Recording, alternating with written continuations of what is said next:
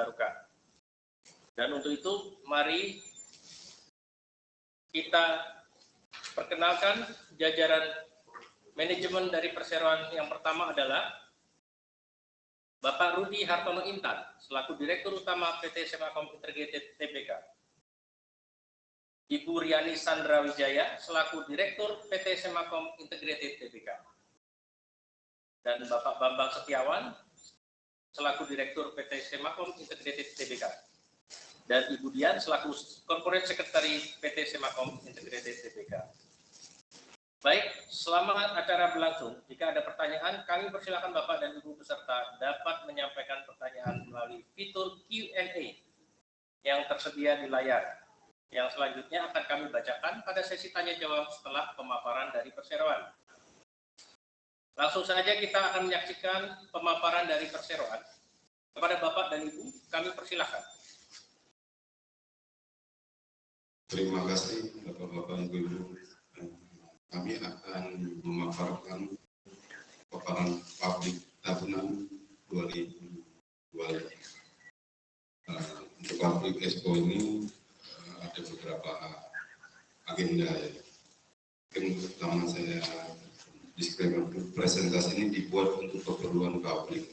Expo tahun PT Semakom Integrated Tbk atau Perseroan SMA tahun 2026. Presentasi ini mengandung pernyataan tahunan mendatang yang bisa mengandung resiko dan ketidakpastian. Kinerja dan hasil-hasil kebenaran dari perkiraan tersebut mungkin akan berbeda dengan apa yang diungkapkan sebagai akibat dari faktor resiko, ketidakpastian, dan beberapa asumsi yang dibuat oleh manajemen. Meskipun perkiraan dibuat dengan asumsi yang benar, tetapi tidak ada jaminan bahwa apa yang diungkapkan dalam presentasi ini akan sesuai dengan pencapaian kinerja perseroan.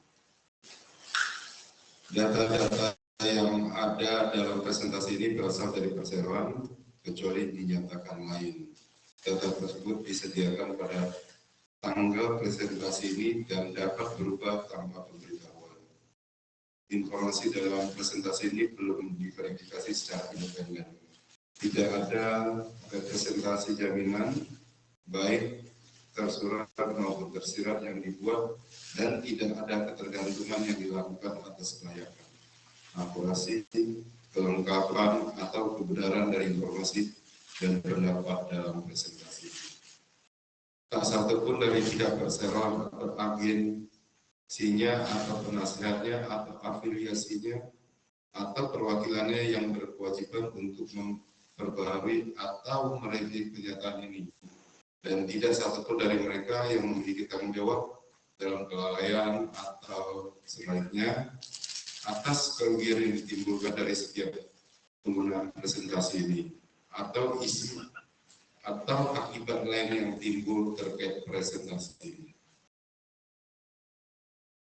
Oke, kita mulai dari agenda yang akan dipresentasikan. Yang pertama adalah sekilas perseroan, yang kedua adalah perkembangan saham perseroan, yang ketiga tantangan usaha perseroan, yang keempat kinerja keuangan perseroan, dan yang kelima adalah kinerja perseroan.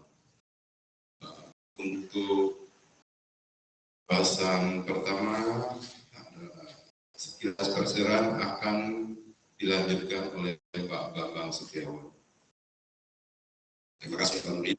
Selamat siang, saudara teman-teman sekalian.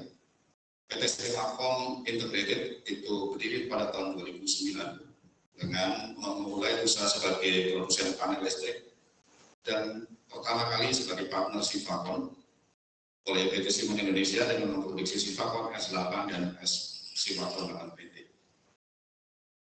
Kemudian pada tahun 2012 kita tersertifikasi Simoprem Teknologi Partner karena ini untuk MV panel. Dan di tahun 2018 kita juga disertifikasi oleh Hyundai Korea untuk sebagai partner di Indonesia untuk bisnis panel UCC dan HNS. Di tahun 2021-2022 PT Semakom melakukan IPO ISO dan menjadi perusahaan terbuka dan tersertifikasi Digital Power Partner oleh PT Huawei Indonesia. Pada tahun 2023 sampai tahun 2024, Perseroan memperoleh sertifikasi Sistem Manajemen Keselamatan Kontraktor dari PT PLN Indonesia Power dan Perseroan melakukan training ISO SMK 3 bagi karyawan dari PLN Pusat. Dan pada akhir tahun 2025 ini kita mendapat sertifikasi sebagai Best Growth Partner dari PT Siemens Indonesia. Saat ini kita fokus dalam bisnis di data center, tetap menjadi perhatian utama Perseroan dengan mengembangkan bisnis ke data center yang lebih fleksibel atau dalam ukuran yang mungkin lebih kecil, yang biasanya berlaku untuk internal lembaga atau perusahaan. Di luar data center, tim sales akan mengembangkan bisnis ke sektor industri dengan fokus pada industri potensial untuk produk kita, karena test dengan cara memperkuat relasi dengan end user, masuk dalam approved manufacturers customer atau AML, dan menjadi salah satu brand yang direkomendasikan oleh end user kepada TPC atau kontraktor. Kami juga sedang mengembangkan dan memperkuat pendekatan kami ke PLN sebagai satu-satunya supplier untuk listrik di Indonesia. Sebagai pemasok utama dan pendekatan tidak hanya kepada PLN, tetapi juga kepada anak perusahaan PLN, karena anak perusahaannya lumayan banyak, seperti Nusantara Power, kemudian anak usaha yang menaungi servis dan pengadaan serta perwakilan PLN di wilayah, supaya kita bisa menjadi partner untuk memenuhi kebutuhan PLN, terutama untuk panel distribusi. Di luar itu, Perseroan juga telah membangun kerjasama strategis dengan produsen dari Cina, dan saat ini prototipe produk yang kami produksi dengan prinsip tersebut sedang dalam proses sertifikasi oleh lembaga-lembaga yang terkait. Visi Semacom adalah menjadi penyedia teknologi kelistrikan dan energi terbarukan yang terus berkembang, perusahaan yang terpercaya dan bereputasi di Indonesia. Sementara kami memiliki visi mengembangkan produk teknologi kelistrikan dan energi terbarukan yang ramah lingkungan dan berstandar internasional dengan tujuan meningkatkan kualitas hidup masyarakat Indonesia. Kami memiliki tata nilai atau budaya Perseroan, yaitu S, Sustainability, membangun bisnis secara kelanjutan dan terus-menerus, E, Earns and Discipline at Work, M, Making Concrete, dan A, Accepted, Reward and Punishment as Required. Artinya itu sebenarnya SEMA kami terjemahkan seperti itu. Untuk bisa mewujudkan itu, maka kita perlu tata nilai yang berkelanjutan antara profit, people atau manusia, dan juga kelanjutan planet bumi ekologi. Perseroan berkomitmen untuk menetapkan prinsip ini, profit, people, dan planet sebagai pertimbangan dalam pengambilan setiap keputusan operasional. Sementara untuk perkembangan saham PT Semacom, Budian sebagai Polsek akan menjelaskan.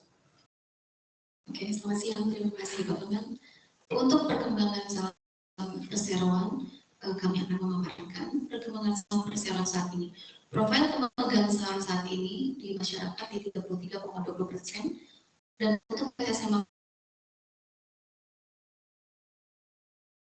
saham grafik saham SEMA untuk yang tertinggi saat ini di 110 dan untuk yang terendah di 80. Selanjutnya akan oleh PBS Pak Bambang. Terima kasih, Budia. Kemudian kalau kita bicara bisnis zaman sekarang adalah apa sih tantangan Perseroan untuk tahun-tahun mendatang. Perseroan mengalami tantangan dan mungkin juga persoalan perusahaan-perusahaan lain juga bisnis lain menghadapi tantangan yang kurang lebih sama. Bahwa kondisi pasar yang belum begitu kondusif akibat perang antar negara membuat harga pasokan komponen untuk proses produksi belum stabil. Situasi global yang tidak menentu dikarenakan dampak perang di beberapa negara juga sangat berpengaruh, terutama di sektor energi dan perekonomian negara. PT Semakom Integrated Tbk tetap optimis perseroan akan berkembang, terutama mengacu pada rencana investasi di Indonesia, baik dari investor luar negeri maupun dalam negeri, yang sebagian besar sudah diimplementasikan. Perseroan berusaha mempercepat untuk bisa memperoleh sertifikasi dari lembaga terkait, khususnya untuk produk panel distribusi, kerjasama antara PT Semakom dan beberapa produsen dari China, agar perseroan bisa memenuhi kebutuhan PLN akan kebutuhan panel distribusi dengan mengikuti tender di proyek-proyek PLN. Selanjutnya kita mendengarkan paparan tentang kinerja keuangan perseroan yang akan disampaikan oleh Riani. Terima kasih Pak Bambang. Pada kesempatan ini saya akan menjelaskan secara singkat mengenai kinerja keuangan perseroan untuk tahun buku yang berakhir pada 31 Desember 2025. Secara umum, kinerja PT Semakom Integrated Tbk pada tahun 2025 menunjukkan pertumbuhan positif dibandingkan tahun 2024. Hal ini tercermin dari peningkatan penjualan, laba bruto, laba neto maupun laba komprehensif perusahaan. Total penjualan perseroan pada tahun 2023 sebesar 219,5 miliar, tahun 2024 sebesar 108,5 miliar, dan pada tahun 2025 meningkat menjadi 168,2 miliar. Dibandingkan tahun 2024, penjualan tahun 2025 meningkat sekitar 55%. Peningkatan ini terutama didorong oleh pertumbuhan penjualan pada segmen power distribution yang mencapai 157,4 miliar pada tahun 2025 dibandingkan pada tahun 2024 yang hanya mencapai 98,9 miliar. Selain itu, segmen jasa juga menunjukkan pertumbuhan menjadi 5,8 miliar dibandingkan 2,9 miliar pada tahun 2024. Laba bruto perseroan pada tahun 2023 tercatat sebesar 36,2 miliar. Kemudian tahun 2024 sebesar 27,7 miliar dan meningkat menjadi 32,8 miliar pada tahun 2025. Peningkatan laba bruto ini menunjukkan keberhasilan perseroan dalam menjaga efisiensi biaya produksi, walaupun dalam persen perbandingan dengan tahun sebelumnya mengalami tekanan karena kenaikan beban pokok penjualan yang lebih tinggi dibandingkan dengan kenaikan penjualan. Lalu untuk laba neto perseroan pada tahun 2023 tercatat sebesar 13,2 miliar, tahun 2024 sebesar 4,6 miliar, dan tahun 2025 tercatat mencapai 9,8 miliar, meningkat sebesar 36,17% jika dibandingkan tahun 2024. Laba komprehensif perseroan pada tahun 2023 tercatat sebesar 13,1 miliar, pada tahun 2024 sebesar 4,8 miliar, dan tahun 2025 meningkat menjadi 9,8 miliar.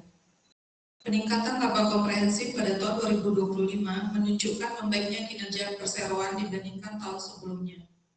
Seiring dengan peningkatan penjualan serta laba neto yang berhasil dicapai sepanjang tahun berjalan. Selanjutnya untuk rasio keuangan perseroan dapat kami sampaikan sebagai berikut. Untuk return on asset pada tahun 2023 tercatat sebesar 4,66%, kemudian pada tahun 2024 sebesar 1,74%, dan tahun 2025 meningkat menjadi 3,91%. Hal ini menunjukkan adanya perbaikan kemampuan perseroan dalam menghasilkan laba dari aset yang dimiliki. Untuk return on equity pada tahun 2023 sebesar 8,41%, tahun 2024 sebesar 2,86%, dan tahun 2025 meningkat menjadi 5,73%. Kemudian untuk operating profit margin pada tahun 2023 sebesar 7,01%, tahun 2024 sebesar 6,34%, dan tahun 2025 sebesar 5,56%. Meskipun mengalami penurunan, perseroan tetap mampu menjaga profitabilitas operasional di tengah kondisi pasar yang dinamis. Kemudian untuk rasio EBITDA to sales tercatat sebesar 9,21% pada tahun 2023, 13,51% pada tahun 2024, dan 9,82% pada tahun 2025. Hasil tersebut menunjukkan bahwa meskipun kondisi pasar masih menghadapi berbagai tantangan global, perseroan tetap mampu meningkatkan profitabilitas dan mencegah kesehatan keuangannya. Lalu untuk prospek dan target usaha ke depan, perseroan tetap optimis terhadap peluang bisnis di sektor kelistrikan, energi terbarukan, data center, dan telekomunikasi. Perusahaan akan terus memperkuat penetrasi pasar data center, industri, serta memperluas kerjasama dengan PLN dan berbagai mitra strategis lainnya. Demikian paparan mengenai kinerja keuangan perseroan yang dapat kami sampaikan. Selanjutnya akan dilanjutkan oleh Pak Bambang. Terima kasih Bu Riani. Selanjutnya kita akan melihat kinerja penjualan di tahun 2025. Pada tahun 2023 penjualan mencapai 147,3 miliar dan menurun di tahun 2024 menjadi 98,9, dan di tahun 2025 penjualan pada panel distribusi ada di 157,4 miliar. Untuk renewable energy pada tahun 2023 penjualan 68,4 miliar, 2024 6,6, dan di tahun 2024 4,9 miliar. Dan departemen baru yang kita develop itu departemen service. Di tahun 2023 kita mempunyai omset pemasukan 3,76 miliar, tahun 2024 2,9, dan di tahun 2025 5,8 miliar.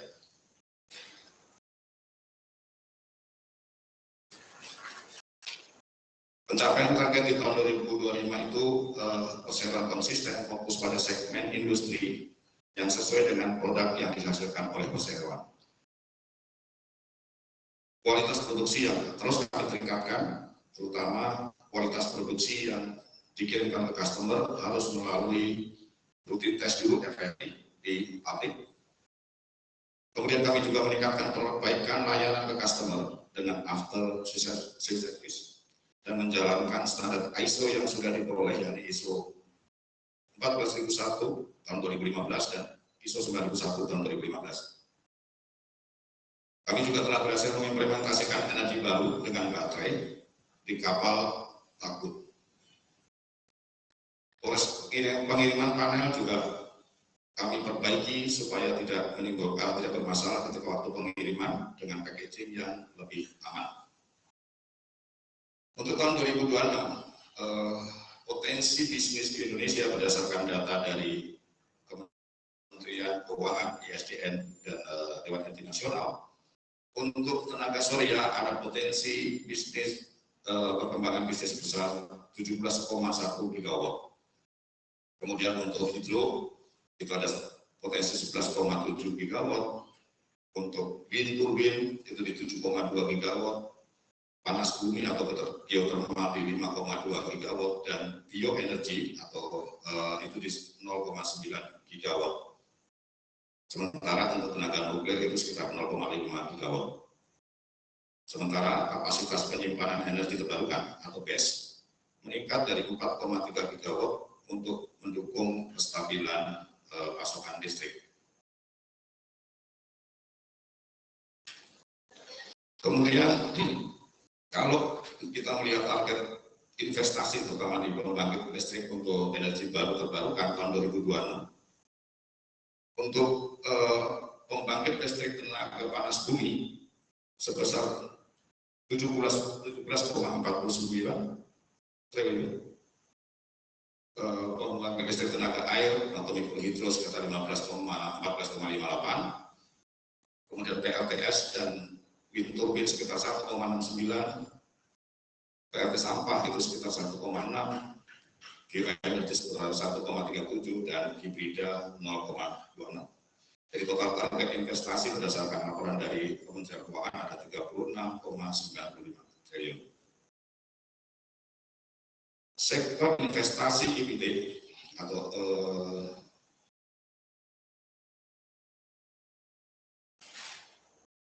untuk investasi IPT atau IPT itu ada untuk penjualan EV itu di 132 triliun PLTS fotovoltaik untuk LTS, jaringan transmisi EPT dan jaringan distribusi IPT masing-masing 67 dan 55 triliun PLTAD 35, kemudian SPKLU ada di 78 triliun, pembangkit IPT lain itu sekitar 17 triliun, dan fasilitas atau baterai penyimpanan EPT sebesar 5,5 atau baterai energy system.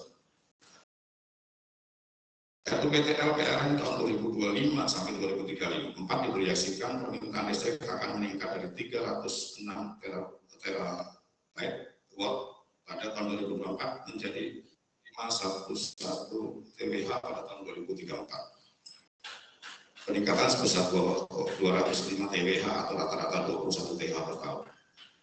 Kebutuhan ini datang dari berbagai sektor strategis seperti kawasan industri dan ekonomi khusus, baik itu KI dan KEM, destinasi wisata super prioritas, DPSP, pusat data center, hilirisasi mineral, EV atau kendaraan listrik, sentra kelautan dan perikanan terpadu, SKPT. Untuk mendukung ini, pemerintah membuka peluang investasi sebesar 3.000 triliun dalam kurun waktu 2025 hingga 2034. Sekitar 34% dari nilai ini atau sebesar 1,1566 triliun dialokasikan untuk partisipasi sektor swasta melalui skema kemitraan Independent Power Producer atau IPP. Sisanya sebesar 567 triliun akan dikelola langsung oleh PLN. Investasi IPP untuk pembangkit energi baru terbarukan mencapai 1.341 triliun, sedangkan untuk pembangkit non-IPP sebesar 224 triliun. Ya.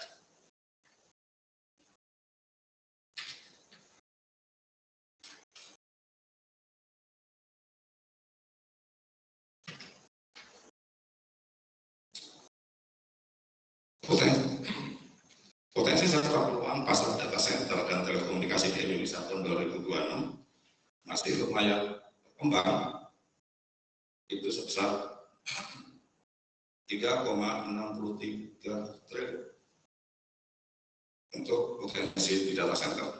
Artinya masih menjadi salah satu bisnis yang menarik di Indonesia,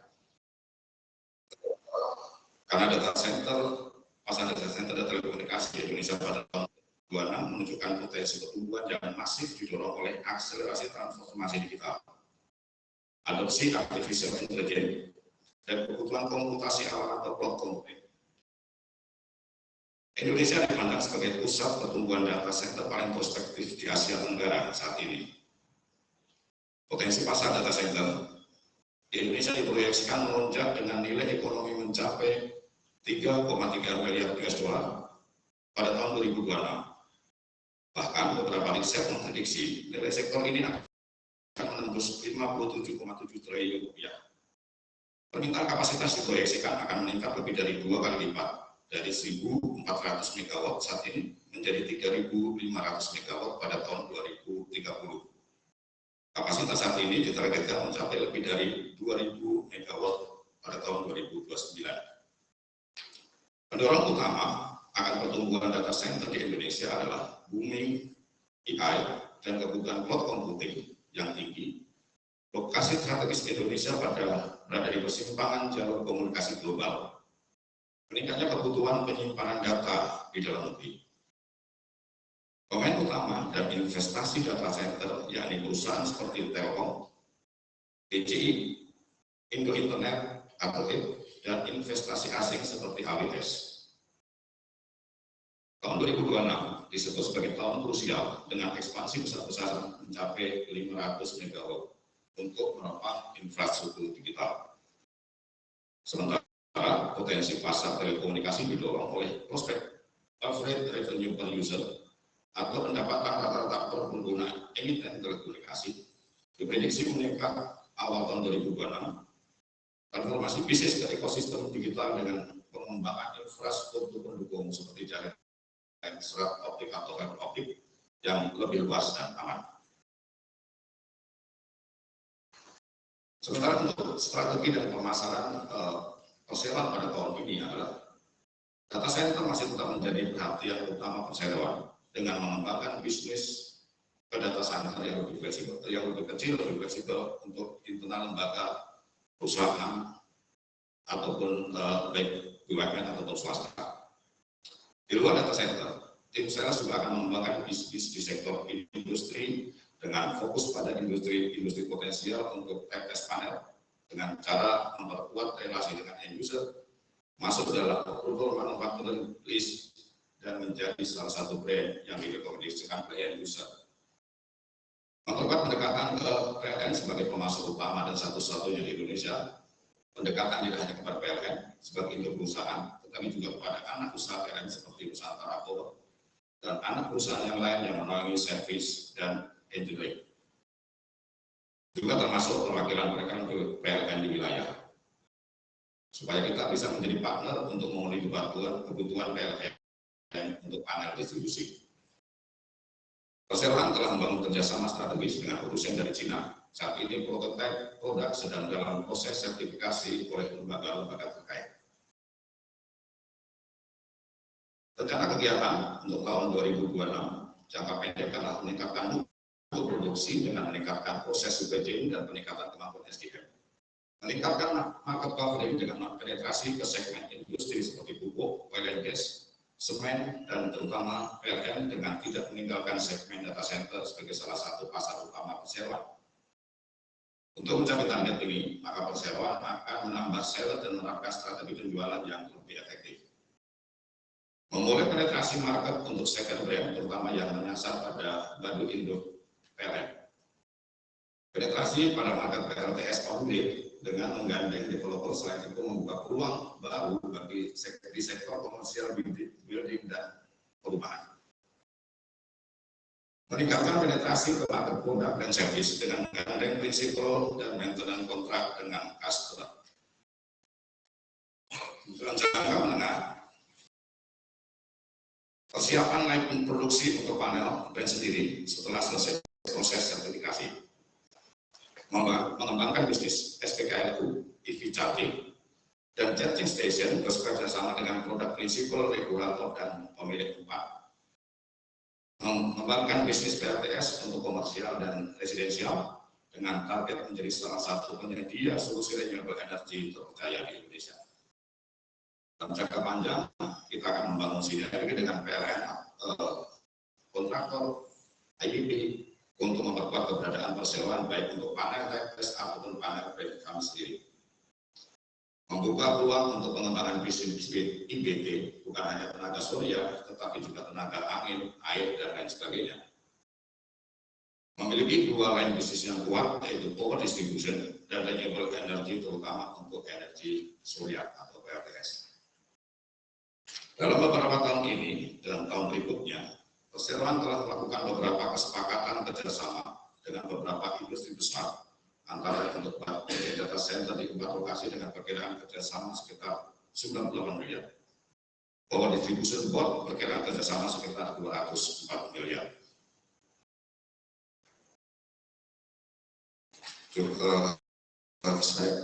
Ini selanjutnya akan diteruskan oleh Pak Rudi. Saya kira demikian paparan dari kami. Terima kasih Pak Bambang, Bu Diani, dan Ibu Dian. Mungkin bila ada pertanyaan bisa silakan bertanya melalui online maupun langsung. Terima kasih. Baik Bapak dan Ibu, kami ucapkan terima kasih kepada perseroan atas pemaparan yang telah diberikan. Saat ini kita akan memasuki sesi tanya jawab. Kami telah melihat ada beberapa pertanyaan yang masuk. Akan kami coba bacakan. Yang pertama dari Pak Daniel Analis. Pertama, manajemen mengajukan melaporkan slide 23 dan 30 bahwa RUU PTL 2025 sampai 2034. Membuka peluang investasi hampir 3.000 triliun. Dan SEMA sudah memiliki pipeline kerjasama senilai 302 miliar di data center.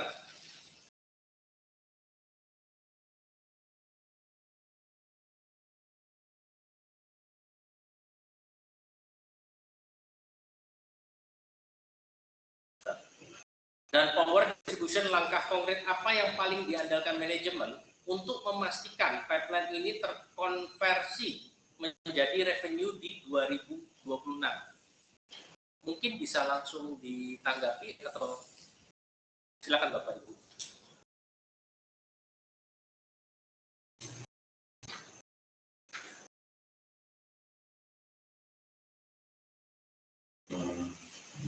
Terima kasih atas pertanyaan. Ini langkah dari manajemen memastikan agar pipeline tersebut bisa terlaksana adalah kami secara kontinus memantau dari pihak manajemen terhadap tender tersebut, karena ini salah satu tender yang strategis untuk kami. Dan di samping itu kami memiliki tim marketing dan sales yang bergerak terus untuk mencari informasi, dan tentunya kami juga sudah mensubmit untuk penawaran tersebut, dan kami terus mengevaluasi mencapai suatu titik harga optimal yang bisa kami berikan kepada customer, karena kami yakin dengan harga yang bagus, delivery time yang bagus, kita bisa mendapatkan proyek tersebut. Terima kasih. Baik. Ini juga ada pertanyaan kedua, sama juga dengan Bapak Daniel dari analis. Manajemen melaporkan slide 29 bahwa rencana jangka menengah membangun produksi panel brand sendiri adalah lompatan strategis yang menarik. Bisakah manajemen berbagi gambaran milestone dan kapan publik bisa mulai melihat kontribusi revenue nyata dari lini bisnis baru? Terima kasih atas pertanyaan yang sangat baik sekali. Seperti kami paparkan tadi bahwa dari tahun 2009 kami menjadi partner pertama kali di Indonesia untuk panel sifatkan dari Siemens. Artinya kita memang mengambil merek Siemens dalam produksi kami. Nah, saat ini kami sudah membangun prototipe dan kami rencanakan di tahun ini sekitar September Oktober sertifikasi sudah selesai, sehingga di tahun depan kita sudah bisa memproduksi dengan mitra-mitra kami dari luar negeri, terutama dari Cina, dan akan kita jual ke publik. Terima kasih. Baik, ini yang pertanyaan terakhir dari Pak Daniel, ketiga. Manajemen melaporkan slide 20 dan 25 bahwa SEMA berhasil mengimplementasikan energi terbarukan di kapal tugboat dengan baterai sebagai salah satu pencapaian 2025. Sementara di sisi lain, data center menjadi fokus utama di 2026. Apakah inovasi baterai ini berpotensi menjadi keunggulan kompetitif SEMA juga untuk segmen penyimpanan energi data center ke depannya? Oke, saya akan menanggapi. Ini adalah potensi yang sangat luar biasa untuk perseroan dan juga untuk market di Indonesia. Karena kita tahu pada tahun 2030 sudah ada kesepakatan di semua negara, terutama di PBB, bahwa pengurangan gas karbon itu menjadi kesepakatan bersama. Pemasangan baterai ini sebenarnya solusi yang kami tawarkan adalah bukan hybrid, tetapi kita tetap menggunakan genset, tetapi dengan baterai manajemen sistem. Artinya genset itu akan hanya yang tadinya harus running 24 jam menjadi mungkin hanya separuhnya, dan itu sangat menghemat luar biasa. Dan dari hasil ini kami sangat yakin bahwa ini akan memberikan kontribusi yang sangat bagus bagi persoalan ke depan, karena bagaimanapun bisnis sekarang itu semua akan lari ke energi baru dan terbarukan. Karena itu sudah akan menjadi tuntutan dunia dan tuntutan ekosistem ekologi kita. Terima kasih. Baik.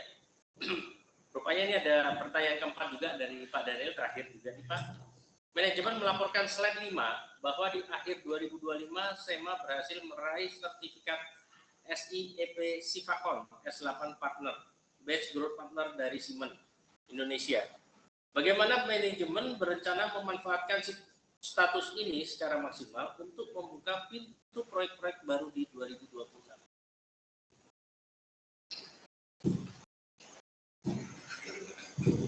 Terima kasih Pak Daniel. Sebenarnya penghargaan ini bagi kami sangat luar biasa karena the best group di Siemens bukanlah hal yang main-main atau mungkin hanya abal-abal atau hanya karena dengan penganugerahan ini tentu ini akan menjadi nilai poin PT Semakom untuk pengembangan bisnis ke depan, terutama di bidang data center. Jujur kami terbantu banget dengan bisnis data center sehingga kami mencapai pada best group di tahun 2025. Dan kami yakin ini akan tetap kami pertahankan dan kita elaborasi untuk menjadi kekuatan Semakom ke depannya. Terima kasih. Oke. Ada pertanyaan lain dari Pak Rukmanto. Kapan rencana perseroan membagikan dividen kepada pemegang saham?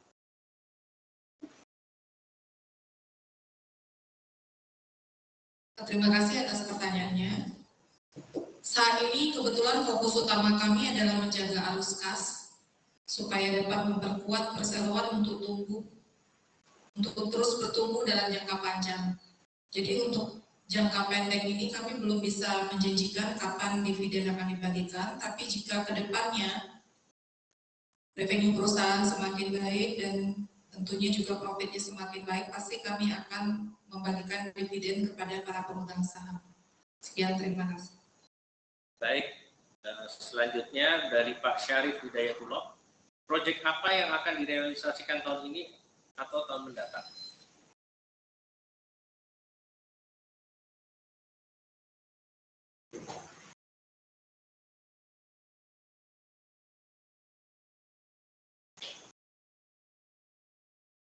Untuk tahun ini kami ada beberapa proyek yang akan direalisasikan, salah satu adalah dengan PLN dengan perusahaan yang Indonesia Power, dan juga ada beberapa data center yang kami ikutin, mungkin ada sekitar 3 atau 4 ya tender yang sedang berjalan. Mudah-mudahan kami akan salah satu secepatnya.